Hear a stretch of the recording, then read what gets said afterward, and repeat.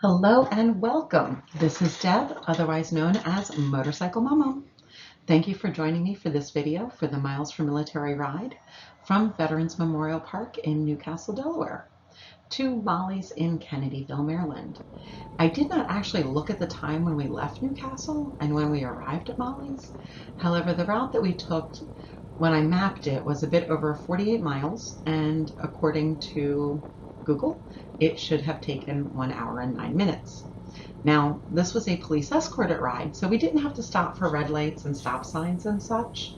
So one would think that would make it faster. It is a group ride, so those tend to go slower. So I'm going to guess it's still probably averaged out the same. However, we didn't have to stop, like I said, for the red lights and the stop signs, but there was a drawbridge, and that drawbridge was non-negotiable. We did stop for it. So watch through the video to see us stop due to the bridge. Registration for this ride began at 8:30 a.m. We arrived just shortly after 9 a.m. and there was already a good amount of bikes. There were multiple sponsors for the event, and Christa Cooper from 94.7 WDSD kicked off the ride and also wrapped up the ride at Molly's. Christa's mother, who had recently moved to Delaware from Maine, I believe that's what they shared with us, also sang the national anthem before the ride. Again, watch the video, you'll see that too. I don't want to miss any of the sponsors, so I'm going to leave that alone, but certainly take a look at the WDSD site if you want to see more about the ride.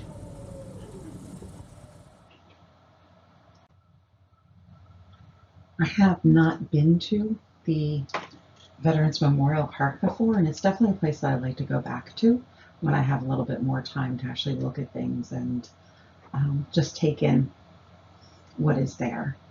As far as the events goes, as you can see, there were some games, there was a registration table, t-shirts that could be purchased, giveaways, all of that fun stuff. So it was a really good time. They had everything set up, very well done. Ran into some folks that I know that I didn't necessarily expect to see, but not sure why I wouldn't have expected to. But it was great to see some folks as well. So with that said, there'll be a little bit more in just a moment. Stay tuned.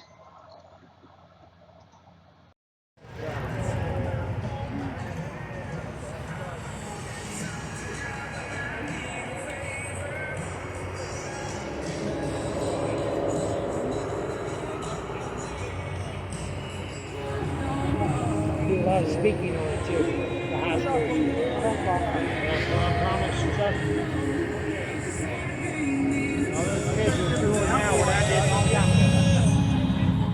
If you did not get in on that, you still have time when we get there. And I know I did mention, I just want to reiterate again that Molly's Place will have lunch for us. That was included in your registration, so please make sure you have that red paper wristband. They'll need that when we get there. And as well as lunch, we will have a performer. AJ Peterson is going to be there doing an acoustic set for us. We're so excited to have, he is beyond excited to be there donating his time today for some live music. So we'll have that at Molly's Place while we're eating lunch. All right, got special thank yous here. I did want to start though with a couple of special thank yous to everyone who helped make this event possible today. Our sponsor is Dixieland Energy, Limestone Barbecue and Bourbon. Thank you guys so much for being here today and serving up some great ice cold sweet tea. The Delaware River Bay Authority, they actually own this property of Veterans Memorial Park and allowed us to be at this beautiful, beautiful facility today. Isn't it gorgeous? Yeah. So pretty. So thank you to the Delaware River Bay Authority for the property. Okay, I'm gonna take it off. Okay, there you go. We got to make a big shout out to Jeff Merritt and Diana Merritt. They're the ones that started this organization 17 years ago. So we've been packing boxes and sending off to our military, to our first responders. And now within the last 2 or 3 years, we're all over the world now with our military. So we've really partnered with one group in Alaska who, they experienced 6 months of darkness up there, and there's some gals up there. But it means so much to us. My wife and I, we got into it a couple years ago, 2 or 3 years ago, with Jeff Merritt, because we're both veterans, and we have 2 boys that are serving right now. So we have one in North Korea, and we have one in Bahrain, who's in the Navy. So So, but that's why we do what we do, because we love our military, we love our first responders. So, we packed over 14,000 boxes and sent all over the world to our military. So that's where the money, everything that you guys are donating today, that's where it's going to go, is to support those guys and gals that are in our military. So, okay. Thank you, Aaron, and thanks for all that you do. Whew, this is a little risky here. I'm gonna make that work. Last fight o'er the ramparts we watched were so gallantly streaming, and the rocket's red glare, the bombs bursting in air, gave proof through the night that our flag was still there. Oh, say does that star-spangled banner yet wave o'er the land of the free and the home of the brave.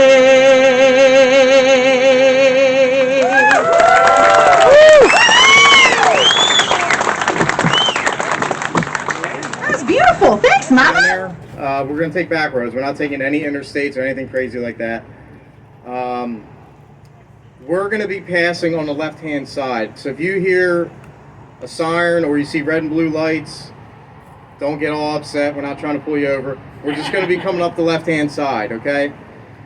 We might be going a little fast, so don't get scared. If you have an issue with your... So now we are all anxiously getting ready to go. The excitement as the ride begins. So I have been participating in this event since 2009, and I've missed 1 or 2 years in there, but for the most part I was there every year until COVID hit. And then I think they did kind of a on your own kind of ride one year. I sadly didn't do that. But this was the first benefit group ride that I ever rode in. And I can remember being extremely nervous the first time that I did. That first year, it was only Rich and myself that rode that I knew. I mean, there was a lot of other people there, but I didn't know anybody as a brand new rider. The second year, I was fortunate enough to have several friends participate as well. Smile, guys. And the third year was the same, and then so on and so on. Every year, you know, as soon as I learned the date, I would generally send out a group Facebook message like, hey, you know, this is going on in this date, who can make it? And it was always something I wanted to share with my friends and always enjoyed doing. So make sure that you watch throughout the video, because I have a few old photos from, I went back and I found some from 2009, from 2010, and from 2015 that I've included like along with the ride. You'll see them pop up with the year that they were taken. And in let me see if I can say this right. In 2009, my son was a year into his service with the Marine Corps. And whereas I've always had an extremely strong sense of respect for our military, having a child serve puts an entirely new emphasis on the importance of supporting our military for me. Both Rich and I that first year wore our My Son is a Marine t-shirts that we had purchased at Parris Island, South Carolina when we went to see him graduate. We could not have been more proud of him then or today. Also, in 2009, I was a new rider. I mean, a brand new rider. I was probably pushing my skills to do the ride at that time, but it was really important to me and I did it. I also probably didn't know exactly what I was getting myself into, which helped. Because then once you're in the middle of it, you just got to do it. You know, you got to get through it. It meant a lot to me to be supporting the USO, which is what those first rides were. Because the USO, they support our military. And during my son's military service, the USO helped more than once during his travels, either when somebody didn't show up to pick him up or if he got stuck at an airport longer than anticipated. They were always there. And, you know, I appreciate greatly anyone that had my child's back when I could not at that point. So I have a tremendous amount of respect for that organization and for what they do. Now, as you heard at the beginning of the video, this year's ride benefited an organization that is sending packages to our deployed service members throughout the world. And what an awesome thing that is to do. I know how important care packages were to my son when he was deployed in Afghanistan, and I would faithfully send one a week, carefully selecting every single item that I placed in the box. And I can remember at Christmas even sending a small, like, fake Christmas tree and some evergreen scented spray. When I found it at the store, like, I was so excited because I just thought, you know, he could spray that a little bit and it just might feel like a little bit like home and hopefully not make him more homesick at that point. Or, you know, anyway, it's tough. Tough at the holidays, tough being deployed at the holidays without a doubt. So care packages, again, very, very important. But I'm hoping that it made it feel a little bit more like the holidays did. So I'm going to scroll for a moment because, well, I have to do that at least once in each video, right? And some of you are laughing because you're like, once? Yeah, right. Anyway, that year we celebrated Christmas as a family in February when he returned to the US. I can remember being at my parents' in Nottingham, PA, and they had intentionally left their Christmas lights up. They weren't turning them on still every night, but they hadn't taken them down yet either, because they knew that William was coming home and they wanted that when we celebrated together, they wanted to be able to turn the Christmas lights on. So up to this point, their neighbors hadn't realized that the Christmas lights were still up. It's kind of setting the stage here for that. And they had not just left up the outside Christmas lights, but the tree and everything holiday. And I had at my house as well. It was just, you know, we were just in this holding state until he returned. So we're at my parents' house, we're opening presents, and one of the neighbors calls and asks if everything's okay because they had their Christmas lights on in February.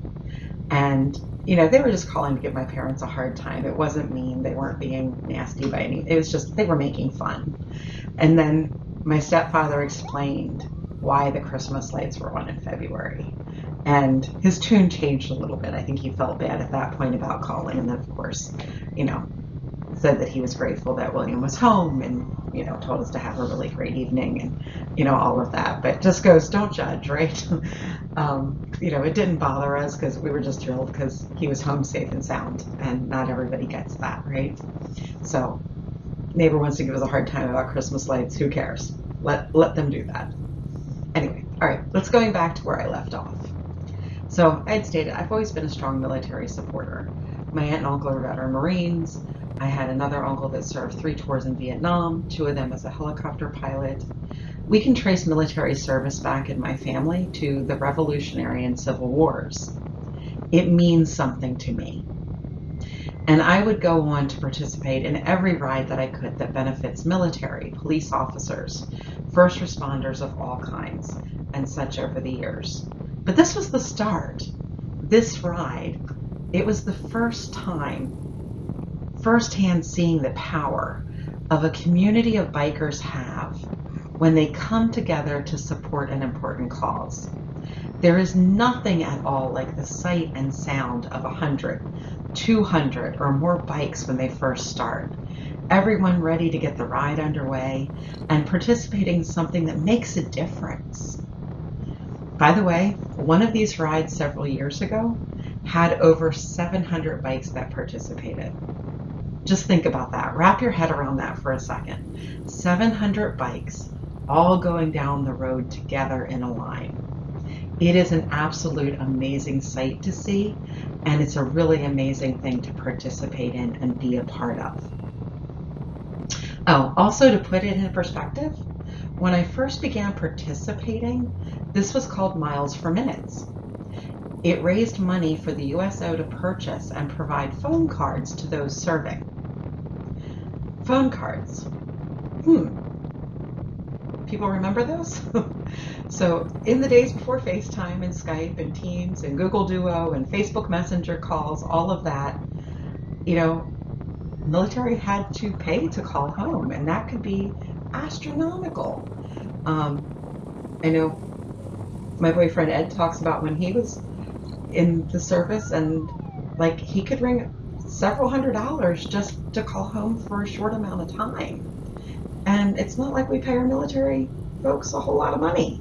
So that's huge to have, for them to have to put out that kind of money.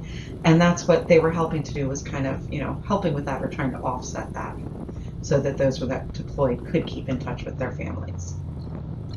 So when you think about it, 2009, in many ways, it was not really that long ago, but by technology standards, wow, a lot has changed. So over the years, miles for minutes became miles for military. I'm guessing as the need for phone cards changed. I was going to do the ride no matter what they called it. It didn't really matter to me, but I get that, you know, that change in technology kind of happened. And this has always been a ride that I would, early in the season, I'd search for the date, I'd make certain that it was on my calendar, and again, I'd send out emails to friends and be like, hey, we're going to do this. And for many years, it was held in June, typically the same day as my family reunion on my mother's side. Didn't stop me. We would go to the ride, and then usually end up leaving almost immediately once we arrived at the destination, without really getting the opportunity to hang out and enjoy time with our friends that I had, you know, talked into or tried to convince to, hey, come do this ride with us, and then I left them like immediately after we arrived. So apologize for that, guys, over the years, but thank you for, you know, going and enjoying the ride and supporting. But anyway, at least we were able to do the ride and still make it to the family reunion, albeit a bit tardy. So a few years we took the bike straight to Little Broughton Park in PA just to get there faster. I'm really glad it's now in September, so typically a bit cooler temperatures, no conflicts with family time, so makes that much better, don't have to rush away. And I really do hope that I am able to continue to participate in this and other rides for many years to come. I get a lot of enjoyment out of it, and now that I'm getting to video it and share it with others, it's even more fun for me. So that, in addition to supporting a good cause, right? So now on to Molly's. We arrived, bikes got parked, they provided us with subs and chips and a drink and yummy chocolate chip cookies. It really hit the spot after the ride. AJ Peterson is quite talented, and I really enjoyed listening to his music. I could have stayed even longer and just listened. But it was a beautiful day. The rain held off, thankfully. There had been a little bit of fear of it raining that day, and I'm sure that the thought of rain probably kept turnout a little bit lower than what it could have been if it had just no rain in the forecast, or we weren't worried about it. I appreciated being able to participate in the ride with Rich. Ed had planned to participate as well, however, he was not feeling well at all, so he ended up staying home. As a complete coincidence, a gentleman that was behind me, much of the ride from 2 weeks ago that went from the American Legion in Dagsboro to the FOP Lodge in Dover in Kitts Hummock, just happened to pull into the lineup of bikes directly behind me for this ride. Like, what are the odds of that, right? Kind of got off the bikes, got my helmet off, and we looked at each other like, hey, I know you. And he, you know, saying the same thing like, yeah, I know you, look familiar to me. So just, you know, biker community is pretty large, but still Delaware's a small state, so it happens, right? But Rich and I had the opportunity to chat with him both before and after the ride, and I can honestly say that I enjoyed getting to know a bit more about him, and hopefully our paths cross again at some point at other rides in the future, because he was a pretty cool guy. And thank you all for sharing this with me. Please watch to the end and see and hear some of the events at Molly's. There is a short clip of AJ Peterson's music. You don't want to miss him. Also, if you enjoyed any part of this video, please hit that like button and subscribe to the channel. It is really important part of how YouTube works, and it will help immensely in growing the channel. If you have friends that ride, share with them, please. Again, thank you. And until next time, keep life shiny side up. Take care and ride safe.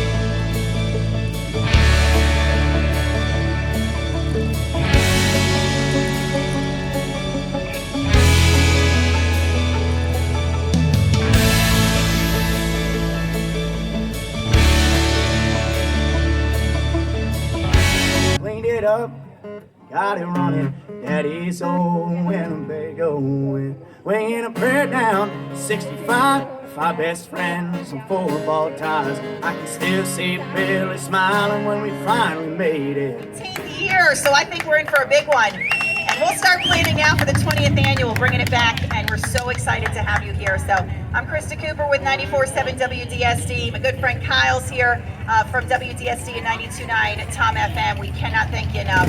We'll see you next year. Drive safe this afternoon and hang out for a little while longer. AJ's going to continue to sing. Thank you.